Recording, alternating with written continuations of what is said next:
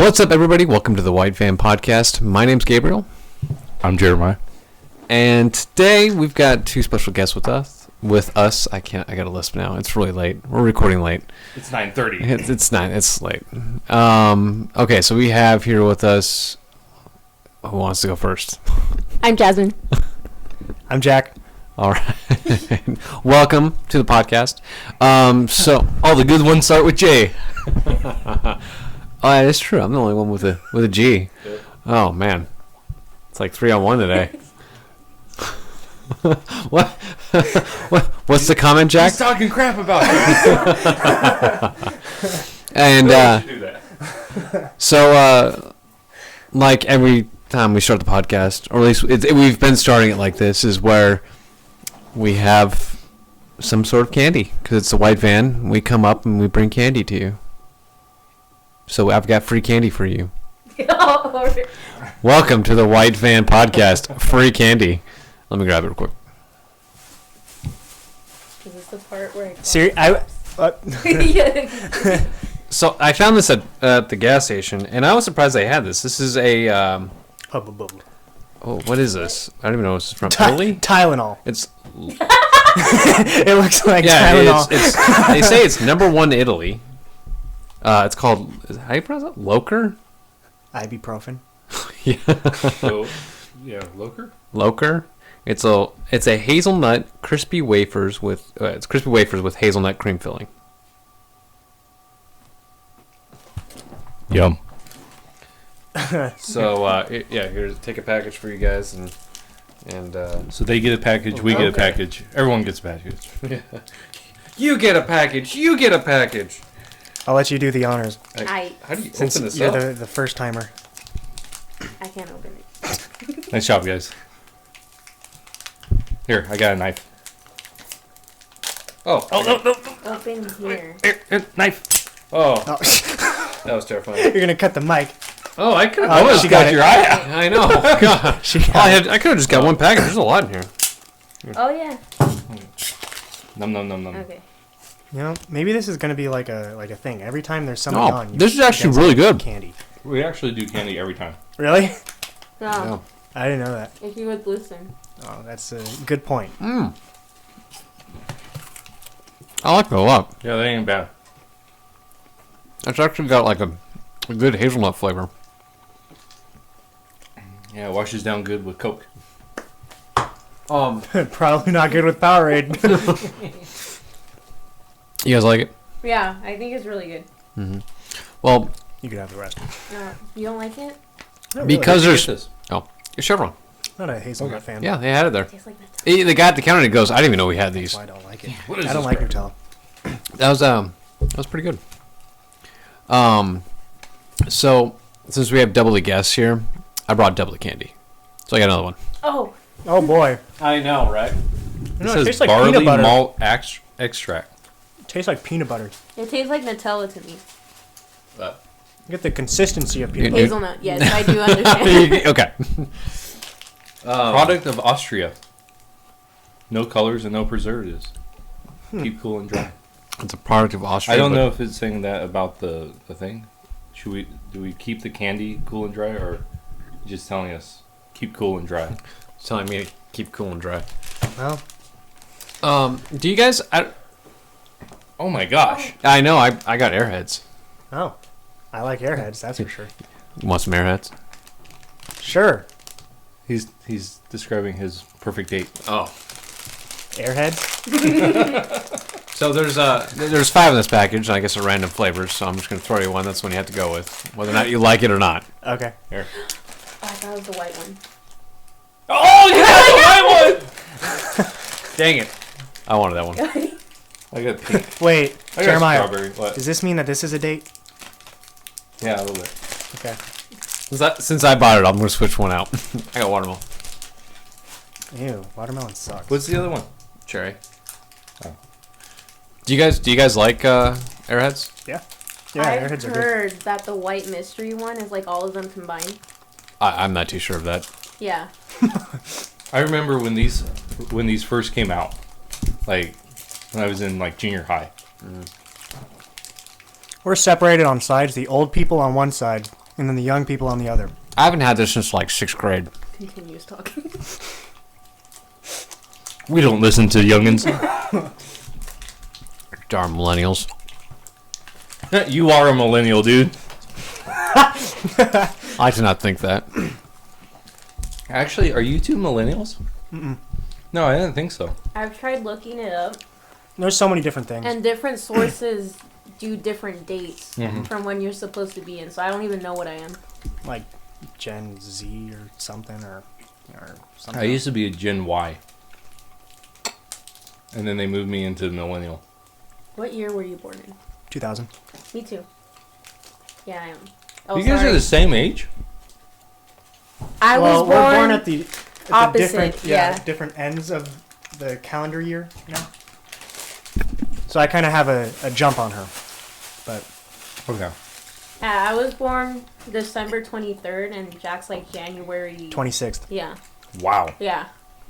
Man, she has accomplished a lot more than you have. Yeah, Even, uh-huh, even yeah. with your advanced age. Yeah. But you know what? It's fine. I don't mind.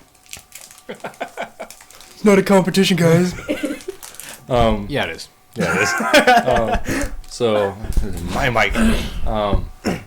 So, you gotta remember to talk into the mic. Jasmine. Okay. You know, we have a garbage right there. Okay, but I don't want to. I was gonna throw it away afterwards. So eat up the wafers. We got one more Airhead left. It's the cherry one. I'm not a big fan of cherry. I'm gonna get really sick.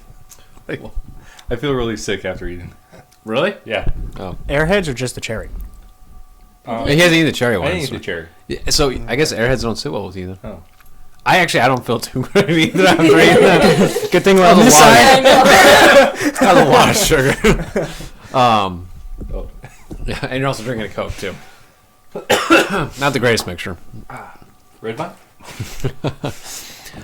So in the past few podcasts, I think the segment before this, we were discussing about critical thinking and why it's hard to have any kind of critical thinking nowadays, or Or have a different different view. Yeah, different view or opinion today, because you get a lot of backlash. Whether or not you think one way or the other, you get some backlash. More so on one thought. But today we're going to be discussing one particular topic, maybe some more, depending on how late this podcast goes. But today's discussion, debate, however you want to look at it, is going to be... breaking your knife? Yeah. Well, today's discussion is going to be based on the border wall. Is it good? Is it bad? Is it morally right? What's everyone's thoughts on it? And yeah, we're just going to go ahead and discuss about it. And I don't know what your guys' views are. I know what mine and Jeremiah's is. And it's a hot topic today because it's a big crisis, or what's being called a crisis. Some people call it a crisis, some people don't. And it's affecting our country. Some people think it's good, some people think it's bad. And there's big changes going to happen. And so we kind of want to get your guys' thoughts on it, especially as the younger generation. And I know. You whippersnappers. Yes. I mean, your guys, as starting off in college, is got a different mindset about the border wall. A lot of, I'm not saying specifically you two, but a lot of students nowadays have different thoughts about it than what my voice cracked there. Yeah. Thanks for laughing about that. Than people who've graduated and have started to get and moved on and stuff with their lives. There's a little bit different in thought there. So we kind of want to get your guys' thoughts, and then debate: is it good? Is it bad? And stuff. So Are you having fun with that? It broke. Are you serious? Yeah. Oh, My knife broke.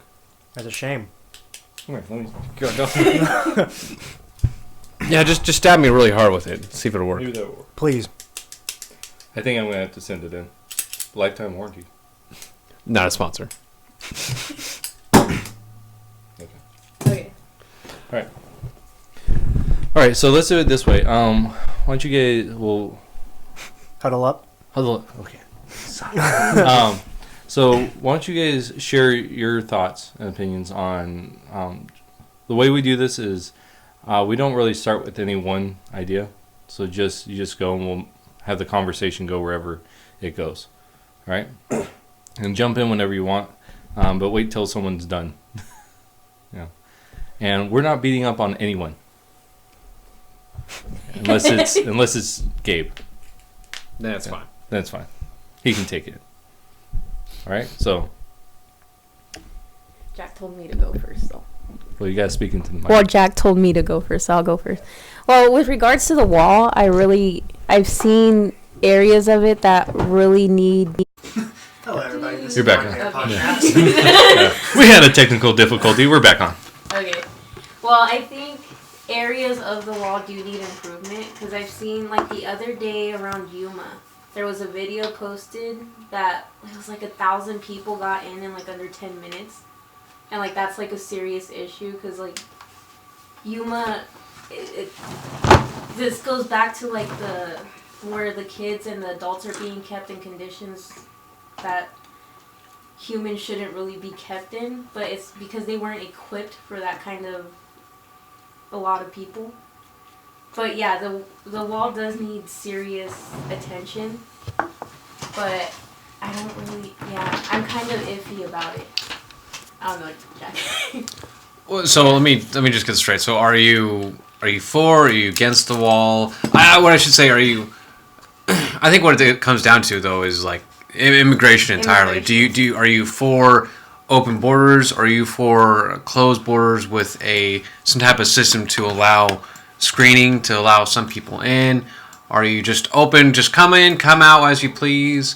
You know, there's no restrictions, there's no process to allow you to become a citizen in this country. How are you with that? Yeah, I'm kind of with the closed borders, but there's some sort of process to try to get you like a screening. But that's how it's kind of been like since, because there's people I've known that have been struggling. They try to do it the right way, and it takes a long time. So there was a case where a gentleman's uncle put in the paperwork, paid for it, everything. 25 years go by, they hear nothing, uncle dies, and then they get a response saying, hey, maybe we can do something about this. So, like, you can try to do it the right way, but what I think people don't really understand is that it's difficult to try to do it the right way. And when you're desperate to try to leave from whatever's, holding you, like, the case where the gentleman and his daughter, like, passed away because they were trying to cross illegally. Well, whatever they were running from where home is, was greater than the risk of possibly, coming in illegally. Mm. But, yeah, so I think it depends. But I think I do think the border should be closed, but screenings and stuff like that should be done for people to see. But it needs to be a more elaborate way of doing it. Instead of paying a bunch of money and then waiting 25 years to see if you get a response. And, yeah. It just kind of puts them in a place where they feel helpless because they're trying to do it the right way, but, yeah. Mm-hmm. Well, see, that's one of the things is, like, right now, the way our immigration system is set up is it's a lottery, basically. It's based on just random. It's not based on, like in other countries, they do it based on skill. How can you help the country that you're coming into, or what is your background, and so which bogs it down, the immigration system. So I think that one of the problems that we face is our immigration system is so old and it hasn't caught up with the times that dealing with a modern world, and our new modernity. So you'd have. I'm going to point this question back to you, Jay. So you'd want immigration to be based around like, instead of the lottery system as based on someone's worth coming in. Well, I think that's part of it, but something like Jasmine and I have discussed before. One of my thoughts is, how do we set up for like visas, right? So if you get a visa, my thought was, and I don't know if they do this or not, but if at every port of entry you give every port of entry say 50,000 visas, right? And those every year. So say I come and I'm like, okay, I'm going to go to this port of entry and I'm going to get my visa, and you're allowed to come in and do it. Then you on your sheet you mark, I want to become a citizen. So you for the next, it shouldn't take 10 years, right? We need to fast track these things. So say it takes 3 years. You have 3 years to do everything you need to do to get your citizenship. But if you mark, let's say, I don't want to become a citizen, I just want to work, then you have to go back every year and reapply for that visa, or, and then that way we get people that want to be here fast-tracked. We use those people that don't want to be here, don't want to become a citizen, but still we can use their labor. I just don't like the idea of people that come in and they're, in a sense, we have a subclass in our society, where we have people that are being taken advantage of. I don't like how, because growing up in construction, we saw a lot of that. We saw a lot of people that came in and they're being paid $5 an hour, doing the work of, I was a teenager making 12, and I knew there was guys from Mexico that because they were here illegally, they were paid like half of what I was getting paid. And I think that's crap. And so I think our visa system needs to be redone in a way that makes it understandable for like people from Mexico. Being a border country with us, we need to have a better visa system with Mexico, like strictly with Mexico, and then have a visa system with like Honduras, and it's based off of different things. But so that's kind of my idea. So I want to give this back to you, Jasmine. So it's more of just getting our visa situation, our entry, however it's done, a lot more well-tuned. Mm-hmm. Maybe that can better help our immigration. Maybe not necessarily open it up for anybody to come in, but just we have a better process for people to come in. Is that what? Yeah. Okay. Yeah. So it would make it a lot easier if people could apply and do the process easily. Because if you're in Mexico and you're really, because what a lot of them chase is the American dream, and because you don't really make that much in Mexico unless you have like a higher education and you make something well of yourself. But a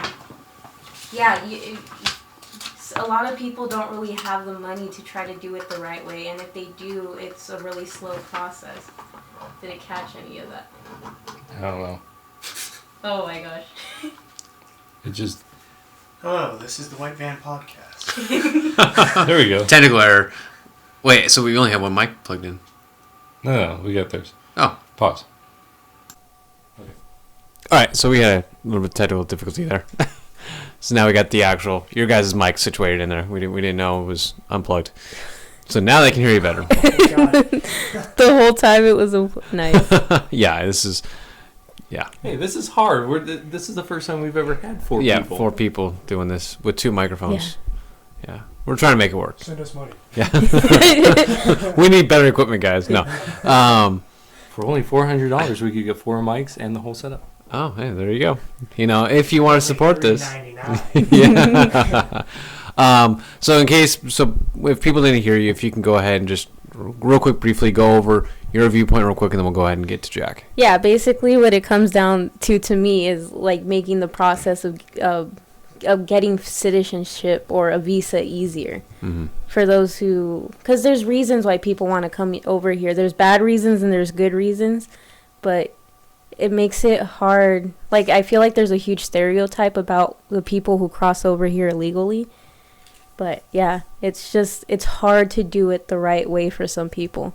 So it's easier sometimes to just do it the legal way. You know. Thank you for sharing, by the way. My turn? Mm-hmm. Okay. Well, I really do agree with Jasmine. I think, I'm not too knowledgeable in this area, but isn't there some sort of like cap on how many immigrants can come into the country? Yeah. I think I believe it's like 250,000. 250,000. I would have to look at it. Has that like, because what I would want to know is, how does that change? Does it change? Because if it does or if it doesn't, if it doesn't, then that might also be like something that we could look at revising. Like, because the population of the world kind of fluctuates every now and then, or it just increases, and who knows, maybe it's going to decrease. But I hope not. Who knows? Yeah. But so maybe instead of just setting like a hard limit, maybe we could do a percentage or a fraction. Like 1/8 of 1/100th of the. No, not even. No, I don't know how it would work, but like a fraction or a percentage of either the world population or maybe people from that country, or things like that. And obviously, like what Jasmine said, the working on getting citizenship the right way legally. It's. I don't know anything about it, but I hear it could be really tough, like especially getting the money that you need to do it, because the U.S. dollar, from what I hear, is pretty strong, you know, and so it would be tough to get enough money to meet the American dollar standard. I agree with both of you, and in your view, Jasmine, with our visa process or our immigration process to allow for us to gain citizens needs to be fixed. When I was overseas, and my interpreter, he was trying to fill out paperwork to go ahead and become a citizen of the U.S. He put some paperwork in. He's been working with the U.S. military for quite some time, being their interpreter. He's been shot at by the Taliban. He's actually almost got his leg shot off. It was crazy, right? But he went through all the paperwork and he tried going through the process correctly, and the U.S. denied him. And he's been working for the U.S. Go ahead, you can take the airhead. And so it was hard to hear, because before I left, he's like, yeah, the U.S. denied me, and I was like, oh, dude, I'm really sorry to hear about that. He went through the whole proper channels, and he's been working for the U.S., nearly getting his leg shot off, and helping the U.S. out during the war in Afghanistan, and he gets denied. He's put in a lot of effort over a lot of people that have been trying to get into the U.S., and I felt bad for the guy. So I know I perfectly agree with you on the standard of, yeah, we've got to go ahead and fix whatever we have going on. Now, when it comes to... Now, that being said, there still has to be some kind of immigration in place. We still agree on the fact that we can't have open borders. We can't just have the gate wide open to allow anybody to come in, because we need some kind of process to, You know, are you a terrorist? Have you done any kind of activity to warrant you to not come into our country? The word's filter. Exactly. We need a filter of some kind. You know, so if we have an open border, how are we going to do that? You know, we have to catch you in the act in our country to go ahead and then kick you out. We have to have some kind of filter in place to stop this from happening. That goes for anybody who's had any illegal activity with like drug cartels and such. You have something? Well, I think that's one of the things that what we're seeing in a lot of the media is, you know, there's a talk about families being separated, but it's part of a filter system is to make sure that children are with their parents, because there have been reports of people actually kidnapping children, bringing them across. It's not their child, and they're using them to gain that sympathy. And so it's this really dicey situation. And so I think that's one of the problems that we're having, because our immigration is so broken, our system is so broken, that it makes it a business out of exploiting children. And so that's one of the things that really annoys me is we can't filter because it's seen as, you know, hurting the children. Well, we're not trying to hurt the children. We're trying to make sure that their children are with the correct people. And so I think that's one of the things that we're, as a society that we're dealing with, is this idea that what is the filter system? And on one side of it is you filter no one, you just let everyone come. And on the other side, people are saying, well, you just close off the borders. Well, you can't do either. You know, you need to have, we're a nation of immigrants, we need to have that continual flow. That's what makes America so great, or one of the things. And at the same time, we need to have systems in place. So this is why I'm for a border wall where we can do it. I mean, I think there's some places that it would be ineffective. Florida. Yeah. Yeah, Florida probably doesn't need a border wall. But even then, you're not going to stop the flow of illegal immigration. A perfect example is down at the reservation. I think it's in Pima County, somewhere south of Tucson. There's a reservation down there that basically has said, forget it. You know, we're not going to allow border agents on here. We're not going to allow anything. So that is a corridor. So what are you going to do? Put a border around the reservation? Yeah. I mean, you're not going to do that. That was said sarcastically. Said sarcastically. Yeah. Jack the racist over here wants to do it. But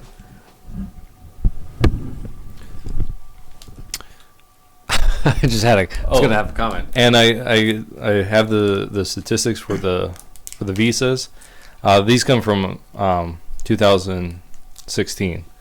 So 11 million visas were issued.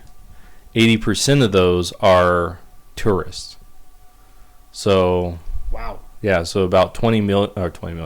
About 2 million are non-visa or non-tourist ones. So we issue about 2 million a year, and it looks like 70,000 are international companies and their families. So 86,000. So you're looking at, what is that, 86 plus 70, about 150. So 150 are for companies, and 220 were for seasonal workers. So about 370, somewhere in there, are for workers. So out of that 2 million, only 300, roughly 400,000 are workers, actually people working in the United States. But does that really give much room for people who are like seeking like asylum or running, it doesn't really give much room for them to, Mm-hmm. Yeah. Well, let's talk about that now. So, I guess we'll work our way to that question, because one, we've talked about our system and to allowing immigrants into our country. It has to be fixed. There has to be some kind of change to it. Now, is a border wall necessary? Because that right there is getting a lot of flack. We're putting up a wall. We're separating Mexico from the U.S. We're not going to allow, again, this is where open borders. Hey, I'm all about closing off Canada, too. Why? Why not? Yeah. Will the Let's wall stop at the south border. right? Oh, Hey, let's put it around California, too, while we're at it. please. Yeah, I agree with that one. New York. New York, And Massachusetts. Oregon. Yeah, all of them. We'll have the middle United States. Yeah. You still trying to fix your knife? Yes. I'm going to cut myself. Is a border wall necessary? Yes. Yes. So Yes. so you'd be Yes. cool with Donald Trump is the president that's leading this. You're fine with Donald Trump saying, "Let's build that wall," because we were having immigrants coming over, and the wall will stop a percentage of immigrants. It does. We see a lot of countries that have walls. Israel. Jordan. Yeah. Israel has one. And if they had no wall there, they'd be getting terrorist attacks more frequently than just rocket attacks. And so with a wall there, we can stop the flow of immigrant traffic coming in. It'll stop a percentage. Is it going to stop entirely? No. No, it's not going to. We can't stop it entirely. There's always going to be a percentage that's coming through. But we can somehow slow it down even more. And it also provides a statement to other countries that we have a strict border policy. With no wall there, it's like, oh, you just go across the United States. It'll be easy. But with a wall there, it shows Mexico, it shows the South that, hey, the United States has a border policy. We have a way to doing this, do it correctly. So your thoughts on the wall? Do we need it? Does it really need to be that big? Should it be like? Go ahead, explain. Yeah, I don't think it should be like this huge, massive thing we need to spend a terrible amount of money on. I don't even know where we're gonna get it from. But there are issues that parts of the border wall that need to be fixed. Like I said, like in Yuma, people were just getting in easily. There's camera footage of them just like hopping on over. I cross into Mexico each week, and from San Luis, Arizona to San Luis, Mexico, that wall is pretty. It's not a wall. It's like a large, tall fence. I guess you could call it a wall. No one's gonna get over that. Yeah, and it extends pretty far, but there's a point where it just like stops. So it's like torn. Yeah. But if we kept on that track, because no one can, it's really high, no one can hop over it. You can cut through it. Yeah. You can cut through it? I mean, is this what we're talking about? Like, is it like a chain link fence? No, it's like metal. It's like really thick metal? Okay. Yeah. And there's barbed wire all over it. So there's no way anyone's going to even try to get over that. You'll be amazed. But again, there's that percentage that won't stop it. Yeah. But there's a lot of people that'll come up to it and go, crap, I can't get over. Yeah. I'm stuck. Like, it's super high. There's barbed wire all over it. Like,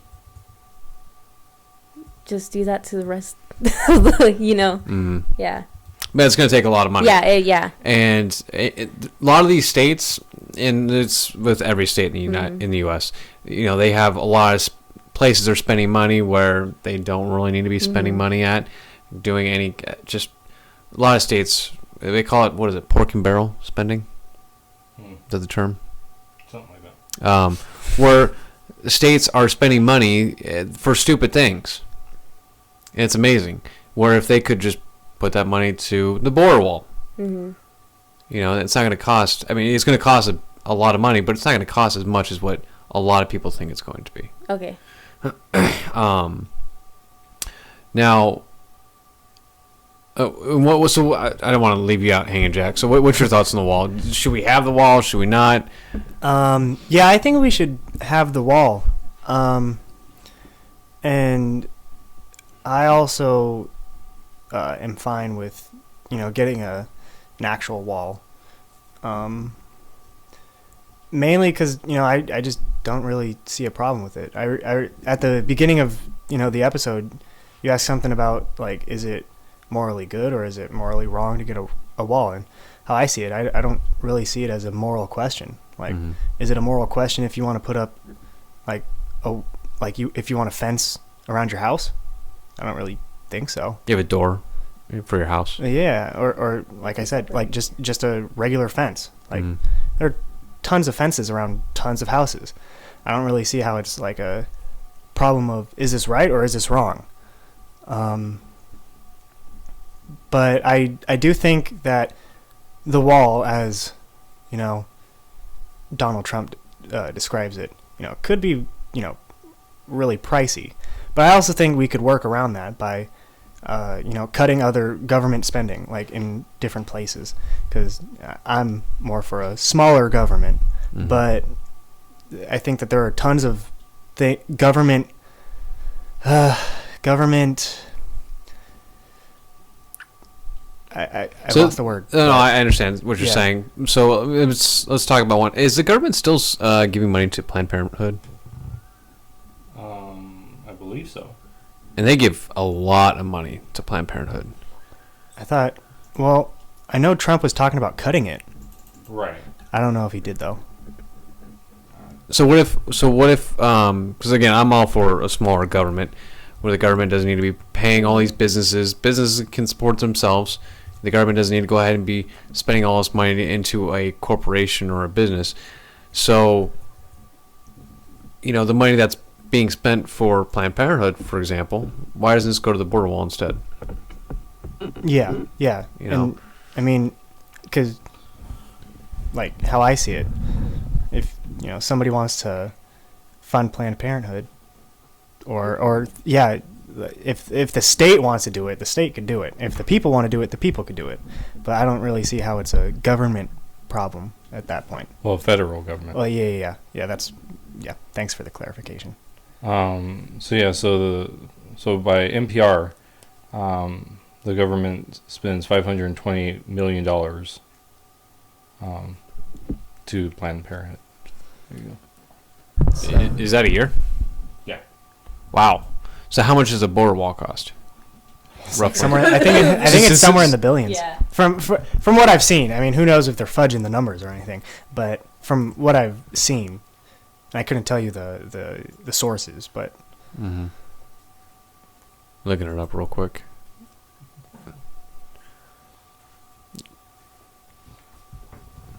So by this one estimate,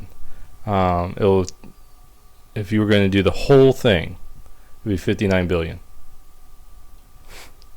a drop in the bucket. Yeah. The $5.7 billion that they were asking for would do 234 miles. So yeah. There you go. So now think about all the other government spending. That was a $500 million right there from Planned Parenthood that can go to this border wall. Now I know it's $59 billion to do the wall. That's a lot of money. A lot. But the U.S. spends a lot of money in other things that we can easily, and that's the beauty of Trump. All right, so we're getting some technical difficulty with our microphones. So there's other spendings from the government they can go ahead and take from. $59 billion is a lot of money, but what's up, Jack? I actually have one thing that I would say What's that I guess the federal government doesn't need to do. I don't know if they do it, but I'm pretty sure they do. Education. I don't think that they need to put a whole lot of money into that. It's the state's responsibility. Yeah, and also once I because I was arguing with my cousin who's a Canadian about who's better. Why we need the wall? Exactly. Yeah. No. I was talking to her about why America's better and all that stuff, and she brought up the education thing, and then so I started wondering about, well, what's I wanted to know why America was so far behind everybody else, And I remembered like some people's arguments like, oh, well, we just need to, get some more money to these schools. And so I looked at how much money we put into schools, which was a lot. And then I looked at how much money like Japan or Korea or something like that put into their schools. It was a significant amount lower than ours. So, I mean, from how I see it, it's not the money that, for that at least. So we could cut there. Right. And you know what? By saying that, a lot of people get really angry because it's like you're stopping education. You're stopping the spending for education. Yeah. I know. That's why I was like, this might be, controversial in and of itself. Well, here's a couple of things. So, the wall, right? The complete wall, about $60 billion. Right here, this comes from the heritage.org, budget and spending. They said federal government made at least $72 billion in improper payments. So they paid out money that they weren't supposed to pay out. $72 billion just in that. Wow. It says that the federal government spends $25 billion annually to maintain unused or vacant federal properties. Wow. So properties not being used that no one uses, they're spending $25 billion on those properties. You could sell off those properties and make that money, and now you have your wall all paid for, and nothing. And I agree with you. I think the federal government does a lot of things. It needs to get its hands out of, like education. To me, education needs to go to the state level. Just get rid of the thing of education. Don't be stealing my mic. But, and because really the federal government's job is to do interstate commerce, make sure that that's flowing well, and to protect from outside forces, right? And what is it doing? It's making laws that, this is the border, we're talking border, that is what the government's supposed to do. It's supposed to maintain border. It's supposed to make sure that the border's secure, and make sure that no foreign entities can take it over, take us over. And we're spending money on wasteful things. Yeah. Here's a really funny one, though. Washington spends $2.6 million training Chinese prostitutes to drink more responsibly on the job. Wait. So while they're on their prostitution job in China, the government is training them, our government is training them to drink responsibly while they're doing their Lady of the Night things. So drink afterwards and not during. Right. Well, yeah. Drink responsibly. It was just very weird. Well, man, I want this. And that's that Chinese prostitutes. No, what? Out of context. No. The Securities and Exchange Commission spent $3.9 million rearranging desks and offices at its Washington, D.C. headquarters. Rearranging them? Yeah, rearranging them. Moving them. I don't get paid squat to rearrange my office.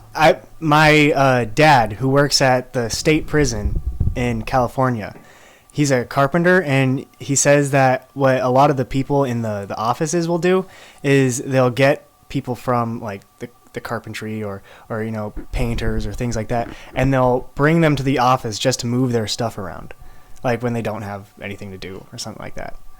So I could totally believe that. But that's just government at work. And that's your pork and barrel spending. Yeah. And this is one of the beauties of having, and again, nobody likes Donald Trump lately. Like he's getting a very bad rep. But again, he's not a politician. He's a businessman.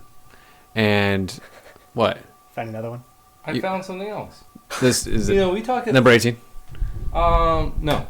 Oh. We talk about housing shortage for like vets and having vets that are homeless. The federal government owns more than 50,000 vacant homes. So there you go. I wonder. I'm just reading this thing. It's making me more angry. I wonder what the point of owning that many houses would be. Well, see, And keeping them empty. Yeah. and see, that's the problem I have with the federal government, that it's so big and massive. Like, these things get just swept under the rug. But, like, the federal government shouldn't have this type of stuff. It shouldn't own land. It shouldn't, and when it doesn't need to, right? Like, it made sense before when the federal government had the land. They would go out, they make a peace treaty, and now they have the land, right? And then they would sell off the land or give it away to American citizens. And that's what they should be doing. You know, we need, that's a huge thing, right? Because, like, we have federal land out here that you can't do anything with, you know? Sorry, this is just making me more and more angry, I guess. Stop Radiant. Oh my god. No, it makes me even more like, it makes me want to keep going. Right? So, but it's good that we have Donald Trump. I mean, look at his business, how he's done things. You know, of course, every business fails. You know, he's going to have mess ups. As a businessman, you're going to lose some and you're going to gain some. But he knows how to work this money. He knows where to go ahead and take away money from and put the money into places. And that's I don't think we could have asked for a better president to help our economy and to help figure out this issue for the border wall, how we're going to fund it. And at one point he did was like, you know, Mexico's going to pay for it. And of course that didn't end up working out, which was a shocker. I wasn't expecting Mexico to pay for the wall. It would been nice to, or at least pitch in for some, but it wasn't. But from what we were just reading off, how much money is being spent into really just stupid things, we could easily pay for that wall and put that money to really important things our country really, really needs. But I want to hit on another topic, because we were talking about immigrants who were really in need and just need to come over. Okay, that there is some kind of issue over in Mexico that is causing them to just come over, and it's not just Mexico. Yeah. That's causing them to come over to the United States, and we have to give them refuge. Is that what you're saying? Can you elaborate more on what you were? Well, it's kind of, let's see. There's issues of like violence and like gang related things that they're trying to get out of, because a lot of people die because of gang related issues over there. So it's probably that what they're trying to run from. I don't know, I don't really know much about it, but there's, like, to me, with coming over illegally by yourself and knowing the risk and looking at whatever you're facing over there, it has to be something pretty bad for you to be like, I'd rather risk my life crossing over and possibly getting detained. And then even if I get over there, am I even going to find a job than whatever they're running from? You know? So we can all agree there's serious drug cartel stuff going on down there. We've got corrupt government, a very awful justice system in Mexico. Oh, I thought you were talking about us. Yeah. I was going to agree. But we have the same issues here. Yeah. I mean, look at Chicago going on right now. So, but over there, it's bad. We can agree with that. Now, what I don't understand is, and what I'm trying to figure out is, why don't the people of a country try to fix what is going on or what's wrong with their own country? And because is Mexico going to change then? I don't see it changing in any, like... I don't think it will ever either. But yeah. That's where the people will step in. The citizens will step in and change their own government. That's where they stand up and they go at it and try to fix whatever issue it is. It's not, Mexico's not going to fix itself now if all its citizens and everyone's coming to the United States to run away from this government. Who's going to fix it? You want, I mean, And I'm just throwing this out there. You want the U.S. to go in there and fix the government of Mexico? I'm asking. I'm not directly pointing that at you. I'm asking even you, Jack, and you, Jeremiah. Like, does the United States need to go in there and fix the government, or does the citizens of the country have the responsibility as the citizens of their own country to fix whatever issue that is? Because it's not going to stop. You could go. Well, I'm going to kind of curb that. So if you want to speak directly to it. Well, I was just kind of going against the grain a little bit, because how I see it is maybe we're thinking of fixing another country's government like we would fix ours, because I don't know anything about laws or government in Mexico, but I know that the Constitution, Bill of Rights, and things like that were made specific. Well, the Bill of Rights was made specifically for the people, and I don't think a lot of countries have something like that, at least ingrained, in their country. So I think to have the citizens go in there and fix it. I mean, it can be done. Obviously, it's just not an easy task. I mean, what, Venezuela? That could be an example. I mean, like, just saying, like, oh, fix it is tough. It's really tough. No, you're right. It is a tough. It's a tough question to answer. How are we going to fix it? Well, we know drug cartel is a big issue down there. Mm-hmm. So, the same way that we went and hunted the Taliban in Iraq and Afghanistan, should we just bring our forces into Mexico and hunt these drug cartels down? We know they're bringing large amounts of drugs in the United States. They're very notorious drug cartels. Should we go into Mexico and take them out? I mean, because they're causing an issue with the government over there, because we know the government has a hand involved with it. So, I mean, that would, help some. I'm asking for your opinion. I'm throwing that out there. I don't really think that they should, have at least soldiers or things like that go to Mexico to try and fix the cartel, because I mean, I understand that they create problems even here in America, but I think it's kind of low on the totem pole, so to speak, compared to other places in the world like actual terrorists. So then how is the government of Mexico going to fix itself? Who's going to fix it? And now go ahead. Yeah. Well, you keep asking like how is it going to fix itself? Well, like an example I see here, what I've been seeing, like it's not nothing compared to what's in Mexico, but like here in Flint, Michigan, they don't have water, and the people aren't just sitting back and letting it not happen, and like they don't have clean water. They have to have like trucks hauled in with drinking water. They have a limit of how much water they can use. They're trying to get something to change, and it's been like that for a couple years, and there's been no change, and they're really, really trying. So they're trying to fix their own situation, but nothing's happening, So I feel like that's like how the people gonna fix it is kind of dicey, because you can try, but what's gonna, the people of Flint, Michigan have been trying for a decade, and they're not getting any results. And you can't just like get up and move from Flint, Michigan, because who's gonna want to buy your house, and how are you gonna afford to get out of that situation? Yeah. Well, I think one of the speaking to the border.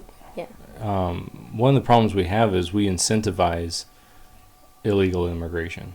A perfect example of this is California. Mm-hmm. California just said we are going to give out, I think it's $90 million in free health care. Yeah, weren't the Democratic candidates actually going out across the border and helping people? Cory Booker, I think, did it. Yeah, and they were helping people cross illegally. Or whatever his name is. Beto. Yeah, Beto. So I mean, we're incentivizing a problem, and so that's one of the things that we have to stop is we have to stop incentivizing, right? Bad behavior. I mean, if I tell my kids, hey, look, you shouldn't go and get cookies in the cookie jar, but then I put the cookie jar inside the room, I'm incentivizing them to actually break my rule. And so we're doing right now is half our political group is incentivizing bad behavior. I mean, I think it's Oregon passed the making it so non-citizens or illegal immigrants, I can't remember, can have driver's license. In smaller local elections, they're allowing people that are not citizens to vote in those elections. And so we have to do more than just a wall. You can do a wall for whatever you want, right? But if you're incentivizing someone, then you're giving them a huge reason to come over. Even like we've had an increase in African illegal immigration. I mean, there are people that are flying from Africa into South America, Central America, and then coming up here. How are they able to do that? I mean, we talk about people that are running from bad situations. Africa is not the greatest place. But if you're able to take a flight, then you're not in a position where you are being oppressed. You know what I'm saying? Like your situation might be bad. And I understand the situations over in Africa. I know they're really bad. But you're not being oppressed to the point where you can't leave. And that's where because it's such an incentive right now. We have such a huge incentive. And I think a part of that is the working on compassion of the American people. I mean, like the perfect example is the one you brought up earlier. The man and his little girl dying as they're coming over. If that doesn't break your heart, then you are not American. Americans' hearts break. It's Gabe. He's horrible. But yeah, like Americans' heart. We are the most giving country in foreign aid and local, help. Great example was when that big hurricane hit Texas a few years ago, and there's people coming from everywhere. They were so overwhelmed with volunteers that they actually said stop coming down, because they were so overwhelmed with people taking the shirts off their back to help others. And so was there a foreign country like that too? What? Wasn't there a foreign country like that too? I think Mexico sent some people. Yeah.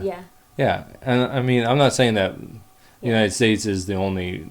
Oh, no, I meant like there was another hurricane. Well, we've done things like the Philippines. Yeah. And I'm not saying that the United States is the only country that does these things, but we are a grateful and compassionate nation, and I can understand like not wanting to see these things, but we have to stop incentivizing them to come. We have to. I don't think we need to go over there and overthrow nations. I don't. I don't. I would love to. If I could be the dictator, I'll do. We're right there. It's a game of risk for Jeremiah. Yeah, it is. But and the thing is with our Constitution is it's made. Our Constitution is unique. I mean it. Mm-hmm.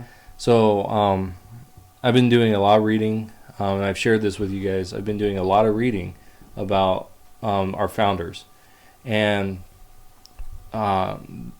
this one guy was saying how before the Revolution, about 20 years before that, the sermon, if you go back and you read the sermons that were being spoken in the colonies, our Declaration of Independence is simply a conglomeration of those sermons. That our founding fathers were going to church, and they said this Declaration of Independence is basically a sermon of countless pastors that have been speaking for 20 plus years. And so our nation is founded on a very specific thing. So you couldn't take our Constitution, our Bill of Rights, and transfer that to Mexico, because it's a biblical base. And until a people want a biblical base, you're going to continue to have things like Venezuela.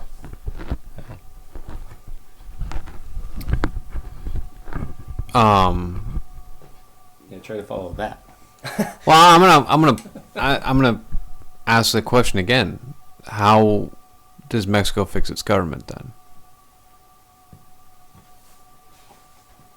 And it's a tough question because they're having issues, and there's issues all over the world. Just when we were having issues with Syria, when that whole situation was going on, wasn't the government gassing their own people? Mm-hmm. That's a lot worse than what Mexico's going through. Mm-hmm. So why aren't we lifting our hand out over there and having those people come over to our country? We've got a lot of... Because there's Canada. Yeah, we got Canada to put them into. But we've got... I've got it. We've got... We build a bridge, and then we build a wall. No. We build a bullet train from Mexico to Canada. Oh, God. One stop. One pickup. Yeah. One drop off. There you go. Oh my gosh. Nice. Or we build a bridge over the United States. Yeah. They have so much room over there, and they only have there are more people in California than in Canada. All of Canada. I've looked this up. It's ridiculous how much space to per capita up in Canada. It's just flat out ridiculous. So we've got the situation of Venezuela, which is a lot worse than Mexico. We have literally people starving. Yeah. And what about them? What about Venezuela, or what about... No, but we haven't... There's a country having an issue. And the only resort to stopping this issue is by bringing their people into America. But the issue's still going on. Nothing's going to change. So we're going to have this constant stream of people coming into our country nonstop, millions and millions of people. But what are we going to do to stop that immigration from happening?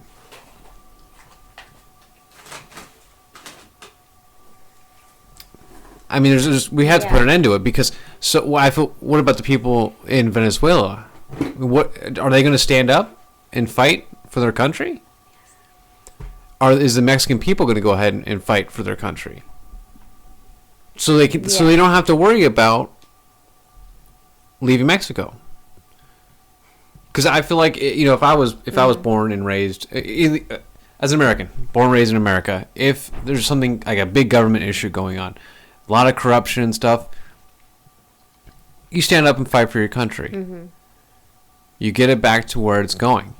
I'm a citizen. I'm very loyal to my country. So you fight for it. Now, if the United States ends up starting to gas its own citizens, or they're causing a massacre and genocide, okay, look, I'm fleeing. There's not much you can do there. Mm-hmm. And it's understandable for people to flee.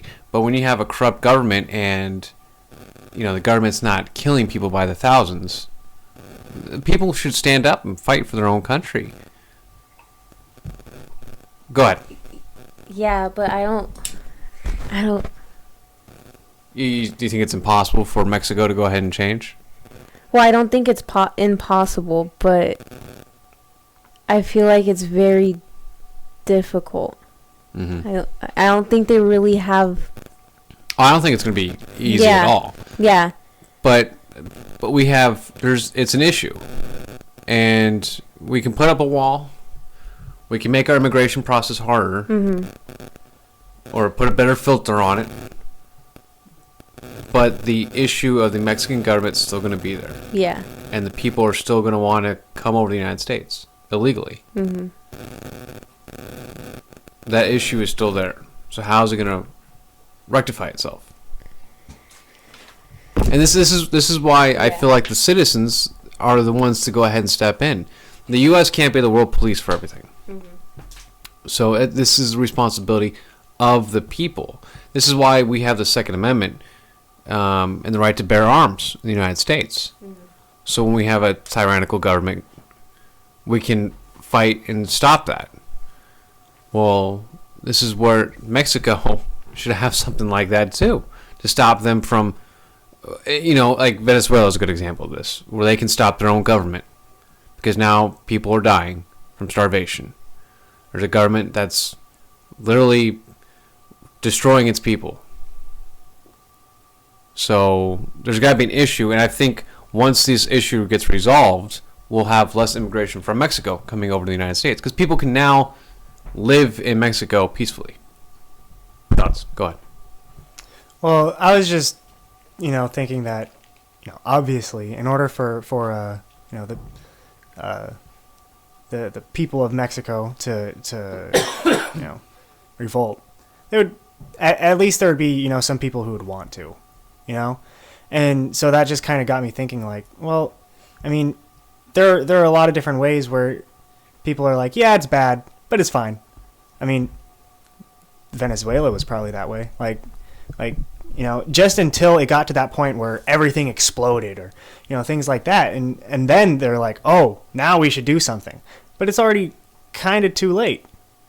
So honestly, I don't even know what I'm getting at. Well, it's become so bad you just can't fix it anymore. Essentially, is what you're saying. Without a lot more effort, you'd have to put in a lot of extra effort to fix it. Saying that my go ahead. Like a saying that my grandfather told me is that if you make a mistake, it takes 3 times the energy to fix it because you already did it. You have to take it apart, then you have to put it back right. So that's 3 times you've exerted that much more energy, and I think that applies to that because I mean you just let it get there, and then it exploded, and once it's wrong, then you have to fix it and then redo it. No, and I agree with you that it's going to be a lot harder now to fix the issue because it got so much worse. But the issue's got to get fixed. This is a big issue, and it's got to be fixed. So, who's going to do it? The U.S.? The people? I'm throwing that question out there for either you guys to answer. Just think about. Because for me, I don't know how you feel, Jay, but I feel like it's the people's responsibility that live there. It's our responsibility to go ahead and make sure our government is doing the right thing and not overstepping its boundaries in our lives. Go ahead. Honestly, real answer for something like that, I'd probably agree with Jeremiah. Like, either it's not our problem or we take over Mexico. like, cause 51st state. Well, I was thinking because if we at least take over Mexico, then we could at least maybe instill some sort of like constitution like we have in their state. Though it would, it's kind of dicey now. Yeah, I mean, we don't have people like the founding fathers now, but we don't have a common vision. Yeah. Like even back then, they were not all on the same page, but they had a core belief system that held them all together, and because they had that core belief system, that's why they were able to create the Constitution. Yeah. Well, see, my big thing is, where, to me, looking at our society, in all these different places like Venezuela, Ethiopia, Sudan, all these different places around the world,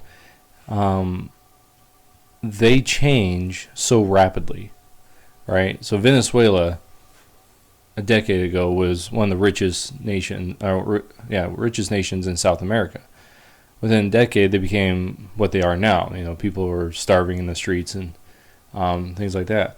We talk about how the citizenry should rise up and fix things. Perfect example is, again, what Jasmine brought up in Flint, Michigan. Why can't they? I mean, everyone knows it was a national story. Why can't this stuff get fixed? It's not just the people. Like, we, in our society, we're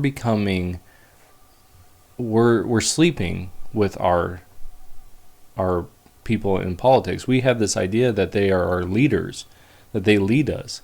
And the reality is they're our representatives. You know, we lead them. We're supposed to be the ones that are in charge, and we have given over our rights to them. In other countries, it's just that's the way it is. The leaders are, their elected officials are their leaders. You know, where we're supposed to be a representative republic. I mean, heck, we've talked about this, how we don't even teach that we are a constitutional republic. There are so many people that think that we're a democracy, and we're not. The founding fathers hated democracy. They thought it was like something, a bad taste in your mouth. It was so bad. And so we don't even, so ours is like that, that old saying, how do you kill a frog?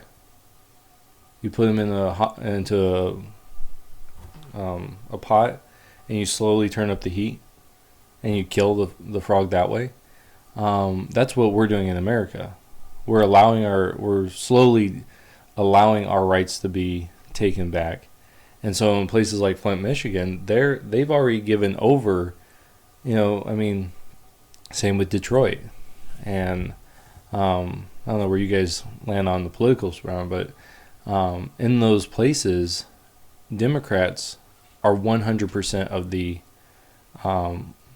ruling class now, and so, over in Chicago back in 2012, when we were having the elections, I remember listening to a black guy, talking about how they have no alternative to the Democratic Party. There is no Republican. There is no third party, a Green Party or whatever. It's you get this Democrat or this Democrat. Which one is more one that you want?